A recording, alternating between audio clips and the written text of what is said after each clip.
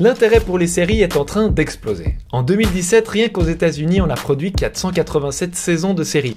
Il y en avait 182 en 2002, ce qui fait une augmentation de plus de 250%. En termes d'audience, elle dépasse le cinéma. En Suisse romande, la série RTS Quartier des banques a une audience supérieure au film Black Panther. Alors, comment les séries ont-elles réussi à devenir le divertissement numéro 1 ?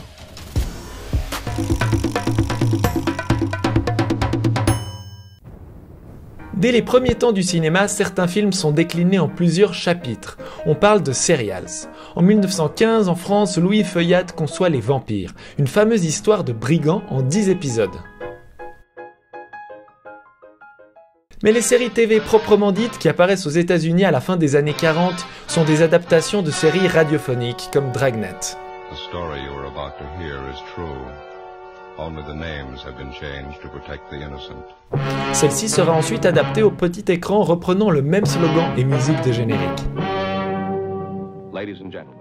Nombreuses de ces séries sont commanditées par des fabricants de savon, ce qui leur vaudra le nom de soap opera, savon en anglais.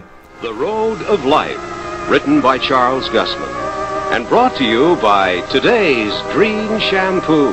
Les années 50 sont considérées comme le premier âge d'or des séries aux États-Unis. I Love Lucy, la très populaire histoire d'une femme au foyer qui rêve d'aventure, est considérée comme le premier sitcom, situation comedy en anglais, soit une comédie filmée avec un public et qui inclut ces fameux rires à la fin des blagues. There's only one store in New York City that makes a papaya juice milkshake. Les soap operas et les sitcoms sont encore produits de nos jours.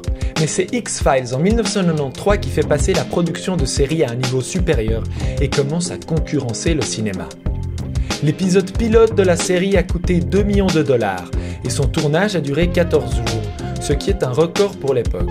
Son créateur, Chris Carter, voulait que chaque épisode de The X-Files soit comme un petit long métrage. Durant les années 2000, les séries TV explosent partout. Les budgets des séries vont fortement augmenter. Game of Thrones de HBO établit un nouveau seuil à 100 millions de dollars pour 10 chapitres. Du côté de l'Europe, en ce moment, c'est Netflix qui fait sauter la caisse en Grande-Bretagne avec The Crown, dont chaque épisode revient à 10 millions d'euros.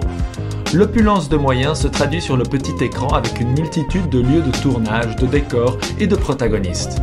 Avec les bouleversements que connaît l'industrie audiovisuelle, le paysage des séries va encore largement se transformer. Les acteurs du web arrivent avec des moyens et des ambitions considérables. Alors, est-ce que nous nous dirigeons vers une saturation des séries ?